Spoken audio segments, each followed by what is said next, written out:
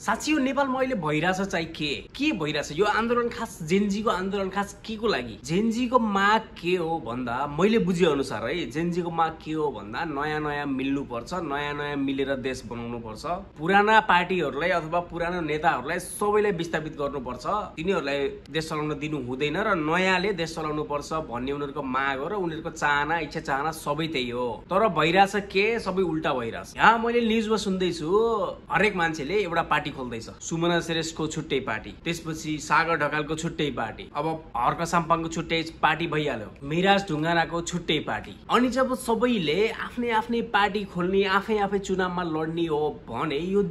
जेनजीको आन्दोलनको के औचित्य रह्यो त किन भयो त्यो आन्दोलन पहिल्यै ठिक थियो त आन्दोलन नभए पनि तिनीहरूले पार्टी खोलेर चुनावमा आउन सक्थे त यो आन्दोलन गर्ने जरुरी के थियो आन्दोलन गर्नुको मोटिभ भनेको नयाँ मिल्नु हो क्या नयाँ मिलेर एउटा पार्टी बनाउनु अनि त्यही पार्टीले देश चलाउनु देश विकास गर्नु हो अनि यहाँ सबैको छुट्टै पार्टी भइसकेपछि हामी त कन्फ्युज हुन्छौँ त नेपाली जनता कसलाई भोट गर्ने हामीले सुमना श्रेष्ठको पार्टीलाई भोट गर्ने कि बालन शाहको पार्टीलाई भोट गर्ने कि सागर ढकालको पार्टीलाई भोट गर्ने मिराज ढुङ्गानाको पार्टीलाई भोट गर्ने कि हर्क साम्पाङको पार्टीलाई भोट गर्ने कि अर्को कुनै नयाँ आउँछ एजुकेटेड मान्छे त्यसको पार्टीलाई भोट गर्ने कि कसको पार्टीलाई भोट गर्ने हामीले नेपाली जनताले भोट गर्ने चाहिँ कसलाई सबैले आफ्नै पार्टी खोलेर आफै चुनावमा लडेपछि हामीले भोट गर्ने चाहिँ कसलाई किनभने सबै हाम्रो लागि बराबर हो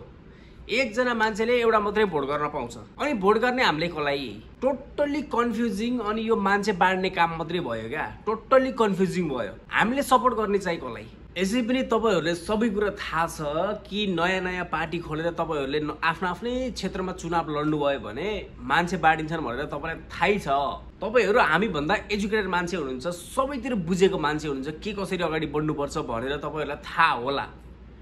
अब थाहा हुँदा पनि तपाईँहरूले आफ्नै पार्टी खोलेर आफै अध्यक्ष बनेर सबैलाई अध्यक्ष बन्नु छ क्या यहाँ सबैलाई पार्टीको अध्यक्ष बन्नु छ पार्टी लिडिङ गर्नु छ क्या त्यो मानसिकता हटाउनुहोस् क्या एकजना मान्छेलाई पार्टी अध्यक्ष बनाउनुहोस् तपाईँहरू त्योभन्दा तल्लो लेभलमा भए पनि कुनै फरक पर्दैन क्या कामै त गर्ने हो देश विकासै गर्ने हो त्योभन्दा तल्लो लेभलमा भए पनि केही पनि फरक पर्दैन अध्यक्षभन्दा तल्लो पोस्टभन्दा अझै तल्लो पोस्टमा अझै सदस्यसम्म भए पनि केही पनि फरक पर्दैन क्या म नै अध्यक्ष बन्नियो म नै सबैभन्दा ठुलो म नै पार्टीको लिडर बन्नियो भन्ने मानसिकता जुन छ नि हो त्यो दिमागबाट हटाउनुहोस् अनि एउटा पार्टी खोल्नुहोस् एउटा अथवा दुईटा पार्टी खोल्नुहोस् दुईटा पार्टी खोलेपछि इनफ हुन्छ क्या यदि यो तरिकाले तपाईँहरू अगाडि बढ्नुभयो भने चाहिँ बल्ल जेनजीको आन्दोलनले केही राहत पाउँछ यदि तपाईँहरूले आफ्नै पार्टी खोलेर आफ्नै चुनाव क्षेत्रमा गएर चुनाव लड्नुभयो भने मान्छे बाँडिन्छ फेरि पुरानो मान्छेहरू सत्तामा आउँछ त्यसपछि तपाईँहरू पनि खलास नेपाली जनता पनि खलास तपाईँले देख्नु होइन महेश बस्नेत अथवा यो पुरानो पार्टीहरू जुन स्पेसली एमालेका गुन्डाहरू अथवा एमाले पार्टीका मान्छेहरू कस्ता छन् तपाईँहरूलाई थाहै छ यति धेरै धम्कीपूर्ण पोस्टहरू उनीहरूले गरेका छन् राज्यको कानुन मान्दैन भनेका छन् केपी ओलीले राज्यको कानुनै मान्दिन म केपी ओली हो म अरू जस्तो होइन यताउता भनेर न्युजमा धेरै देखिरहेको छु यदि उनीहरू सत्तामा आए भने हामीले इमेजिन गर्न सकिन्न क्या यति धेरै लफडा हुन्छ नेपालमा होइन हामीले इमेजिन गर्नै सकिन्न क्या देश त्यो अवस्थामा पुग्छ त्यही भएर यिनीहरूलाई जसरी पनि हटाउनै छ जसरी पनि यिनीहरूलाई पाखा लाउने छ त्यही भएर तपाईँहरू एउटा पार्टी बनाउनुहोस् अथवा दुईटा पार्टी बनाउनुहोस् त्यही पार्टीबाट तपाईँहरू चुनाव लड्नुहोस् नेपाली जनताले तपाईँहरूलाई